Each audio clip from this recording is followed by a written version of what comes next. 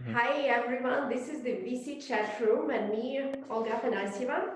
Today I'm having an amazing guest. He is the partner of SmartGateVC and this is Hambardzum Kaghketsyan.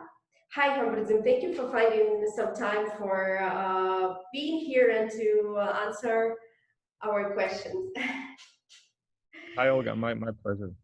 Thanks for having me. Uh, Thank for like this is really busy time as we have chat like a couple of minutes ago, and I hope it will be very insightful and we will cover some interesting topics. So some words about you. Like Cam is the partner of SmartGate VC, which is the Silicon Valley pre-seed venture capital fund. They also have offices in Los Angeles, where he is actually now, and Yerevan. The fund is backed by Tim Draper and other high-profile entrepreneurs and VCs. We will talk a little bit more about your investment strategy, your portfolio companies. Just now, like some warming up questions. I ask all of the guests like how deep the routine, like work-wise, has changed during the quarantine. Do you really enjoy what is happening? I mean, like a lot of online meetings, less commute, and so on. And like, how do you feel that on your routine? Uh, I actually enjoy working from home, so I feel I'm more productive, and that's a great, let's say, unexpected gift from the COVID. So I didn't think ever that being in lockdown could be so productive, but actually it is. Um, yeah, because I'm in LA, I'm having a very heavy mornings because of the calls with Europe. Uh, Another maybe positive thing, which is usually which is very important, but it's not the case with people who are always running and traveling. So there's a shortage of time that we spend with our families. So I think this is a great advantage also that we have opportunity to to interact more with the family and see how beautiful people they are. And actually, so it wasn't. It was pretty busy on my side. So last few months, we also prepared launch of a startup program in LA, which will be especially specifically, particularly focused on Eastern European founders. So it was pretty intense. I can say it had the same intensity as it was before last few months. Mm, we just were in a lockdown. That's it. Yeah. So currently you have around 18 companies in your portfolio. They are from Eastern Europe. This is your geographical target. And sector-wise, you're investing in deep tech, right? Can you share more about your investment activity? Like what is the average ticket? Which companies can apply to you, and which like potential co-investors can address you? Because most of them are our audience. Sure, sure. So we started investing in January 2018. So far, we invest in 80 companies, and we started from Armenia because ethnically all the founders are Armenians. But we didn't raise money from Armenia, Russia, from the region. Mainly, our LPs come from US, and there's a significant part of them coming from the Bay Area, San Francisco Bay Area. Mhm. So our investment thesis is the following. So we are usually the first investor in almost all our investments. We were the first investor, and very often we're leading the round. So bringing with us also co-investors. So we ourselves put up to 100K. So it starts usually from 50K. So 50 to 100K, and we also bring co-investors. So usually the round size that we are investing in, it starts from 150K up to 500,000. Mhm. And Yeah, companies we focus on are the companies that have what we call deep tech, and we understand deep tech is something that is very hard to replicate for another company or another team. So it's a proprietary technology. That's what we are looking at. We have pretty solid AI expertise in house. So we also help companies with AI. So when Mhm. they need it. So yeah, that's basically it in a nutshell. Yeah, interesting. And like as you invest in the early stage companies, and obviously the team is important, so you probably try to, you know, like to build the connections with the founders and understand who are these people, do they really have this expertise, and if they can execute. And at early stage is really like in the current situation when it was like lockdown, when you could not just fly to Armenia or to Ukraine to see the founders. Did you like reshape your strategy maybe, or your approach to, in order to understand the team better when you cannot really, you know, like just meet them? Yeah, we know, we noticed something interesting. So there are some investment groups like in different geographies who are sort of switching to online.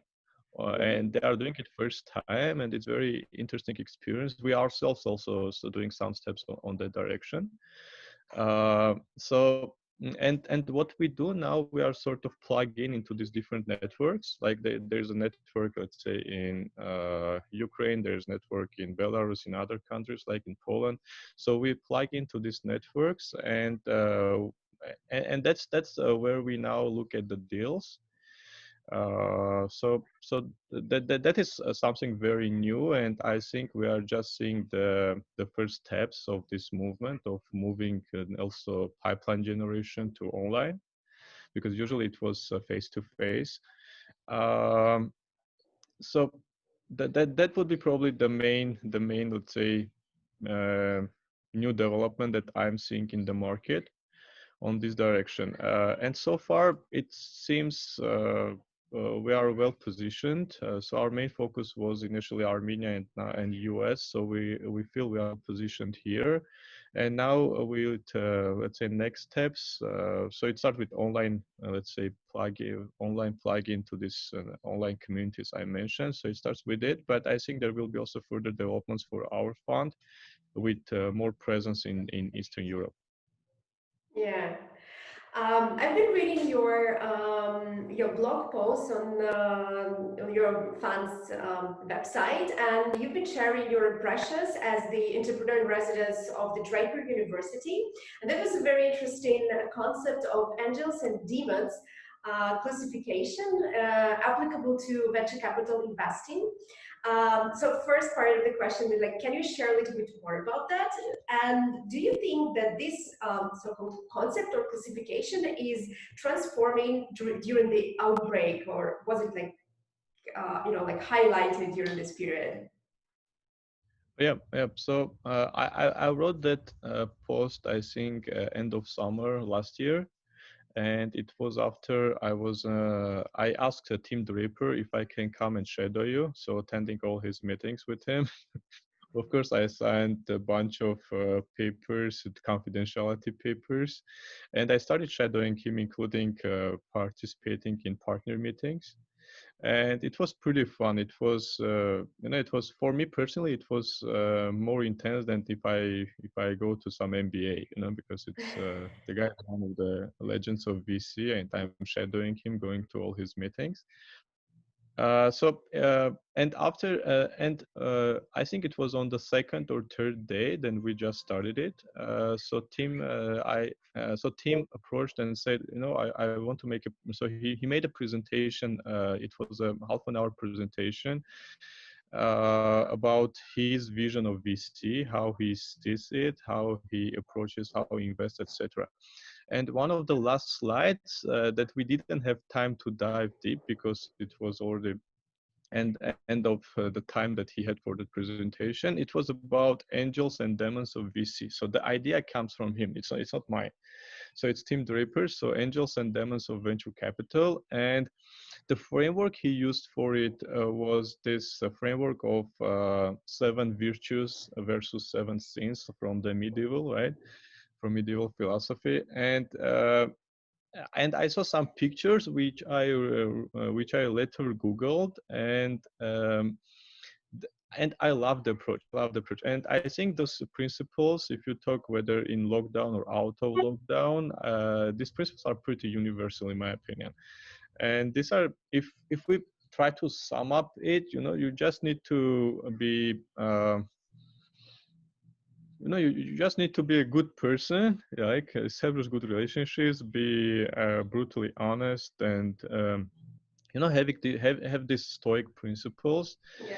Uh, okay, just to stay cool and reasonable, and good things will happen. So this is basically the main message, but it was more technical. So if people will be interested, yeah, they can find the blog post on our website, which is SmartGate.vc. So we have highlights there. We will include the link under this video on YouTube as well, if you don't mind. Yep. Okay. Yeah, so as an early stage investor, you probably pay a lot of attention, like not only providing just capital and, like saying bye-bye guys, see you in 5 years, but also, like providing so-called smart money, like given your expertise, your network, especially you have a presence not only in the Eastern Europe, but on the other continent in the most developed innovation ecosystem in the world. So which recommendations can you give for the investors who are in the board of their portfolio companies, like how the boards can help more efficiently to startups? It's actually very applicable to the current situation because many companies had, the time for rethinking the business model, maybe pivoting and so on. So how board can help in this situation? Yeah. So, it depends on the stage of the company. So if the companies are early stage, so what boards bring is usually it's connections and it's domain expertise, right? So it's they are connecting with the right people, different industry experts, they help in hiring. And they yeah, and also domain expertise because they have, let's say, more years of experience with different business models, let's say SaaS, etc., etc. So this is what's in early stage. In later stage, I feel it's more about keeping it's more about efforts to keep company on rails.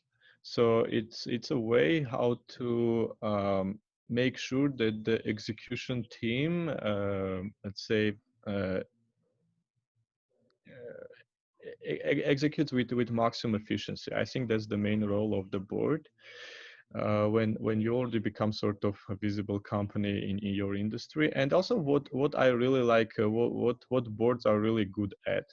So when there is some sort of slowdown in the company, some maybe drama between co-founders or whatever, board can be really good, this third party, very reasonable, when you can present your problems to the board and see what they say. So a board, here I think that, but again, it depends on whom you allow to join your board as a founder. So you should also be very, very selective who can invest in your company, especially if people want a board seat, right? So if you are happy to have good, let's say, investors on your board, I think that's huge advantage, and in many ways. Yeah. Let's talk about a little bit more about like choosing the right investor and choosing the right company to invest in. Like for both sides is a challenge. Recently, we had a case in Ukraine when the founder raised like $5 or $7 million, and he just disappeared. Like no one of the investors know where he is and so on. I'm pretty sure that such cases have been happening like in many developed countries. It's not the first time, and it's not the last time, unfortunately.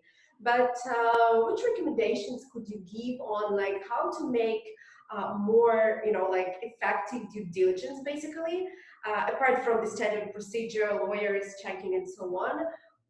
Like what can be done in that sense for making the right decision? So venture capital is very people business, it's very personal business. And of course, it becomes less personal on later stages of the funding. But when we talk about, let's say, startups, so it's very, let's say, nascent companies. Their first years, like maybe first 2-3 years, they do company, and it's very fragile period. And what we pay special attention to is what kind of people are on the other side.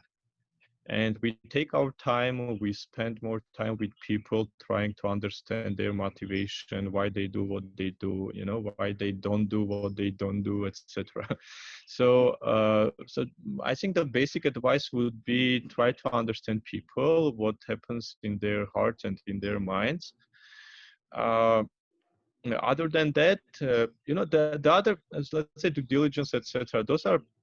Those are very technical stuff, and there are many ways and many standards. You can say that way also that you can follow, right, for due diligence. But what comes first is who are the people that I'm going to work with, and if we think to let's say in our case. In our case, of course, we have some stars in our portfolio and have some, let's call it underperformers. And that's fine, like that's the essence of the venture capital. But we are sure we have this internal, let's say, 100% confidence that whatever we did and whatever all the teams did that we invested in, they did their 100%.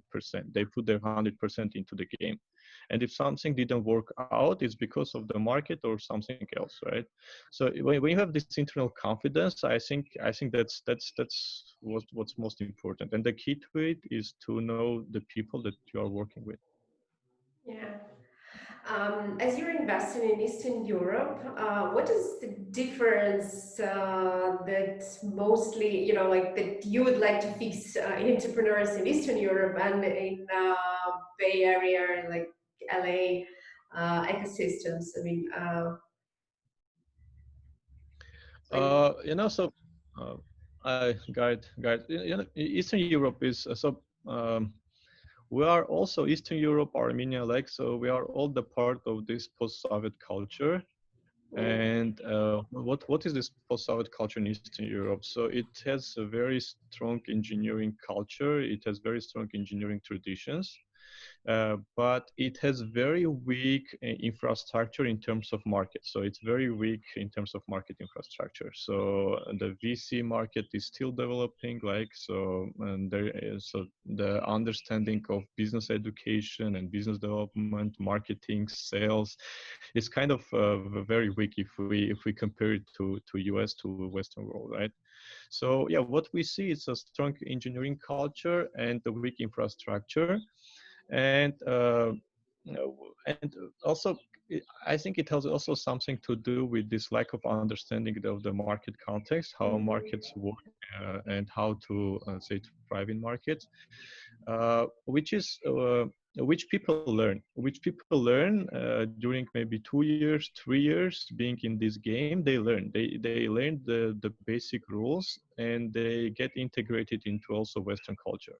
So this is something that we are also seeing with our portfolio companies. You know, if people are open-minded and they keep very basic communication, let's say, ethics, communication principles, so they get there. And maybe what I can advise in terms of, let's say, communication. So what is good communication? So I would emphasize maybe three things here. So your communication should be efficient. So don't waste anyone's time at all. So it should be efficient. There should be respect. So efficiency, respect, and the third one will be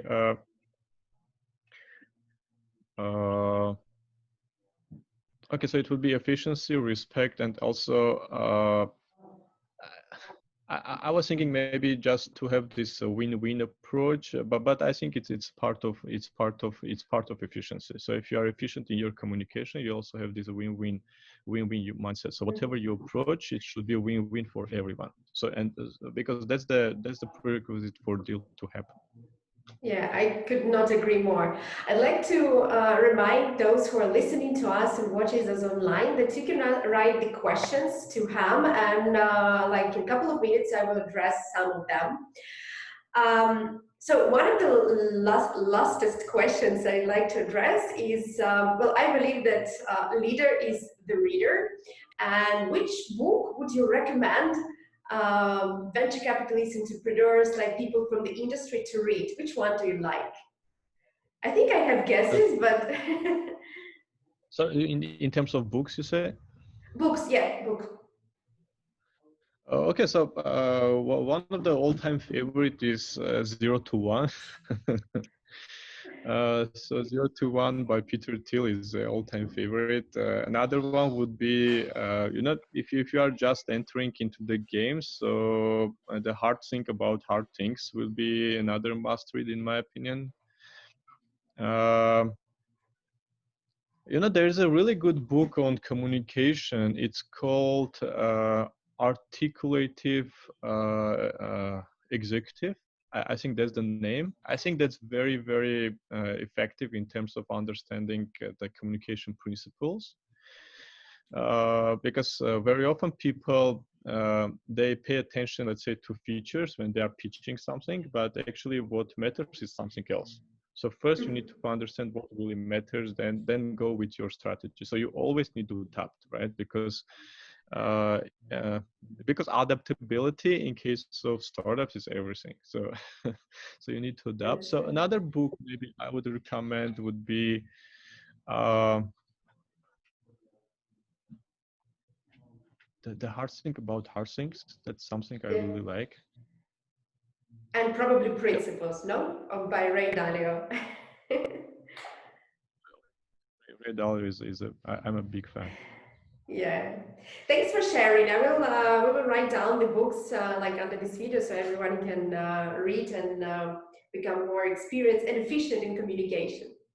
Now I'm ready to address like maybe one or two questions from the audience. Well, security is a huge concern for people got digitalized recently. Any trends in this regard? Like, can you share your thoughts about, like, I think it's about like cybersecurity concerns currently, because many businesses started digitalizing very, very fast because they just could not sell and there was an option only to close or, like make the websites or whatever it is. And I think with some time, it will have made more risks for the security. What are your thoughts regarding that? Do you invest in the companies in that sector as well? So in our portfolio, we have a few companies in security. And yeah, definitely. So with this, so of course there's some rush now in moving into everything online, into everything remote, and there are some security. Let's say there will be some security challenges, I'm sure. I'm not very deep into this, so probably I cannot comment technically. But definitely security is one of the fields that is being disrupted because of this remote shift, and like few others. For example, what we see also in logistics that's happening here, what we see in HR, in recruiting, again, so markets are being disrupted. Because no one hires now, the supply chains are disrupted, and some new solutions are popping up almost every day. Yeah, thank you for sharing. And the last question, and I will let you start your efficient working day. What will be your takeaway from the quarantine? What is one thing that you will, like implement in your maybe working routine or like life routine after this weird period will end? I think I'm going to have more calls instead of face-to-face meetings. I feel that's going to happen. So yeah, that would be maybe the top, let's say, new discovery for me. Thanks for sharing. I totally understand you. Thank you for being today with us and answering the questions. It was Hambardzum Kaghketsyan, the partner at SmartGateVC. And this was VC ChatrOOm, and this project is powered by me, Olga Afanasyeva, and my soulmate, Olga too. Thank you once again, Ham. Have a good day and hope to see you soon in person, probably. Perfect. Thank you so much. Thank you so much. Yeah, Thank have a great you. day. Bye-bye.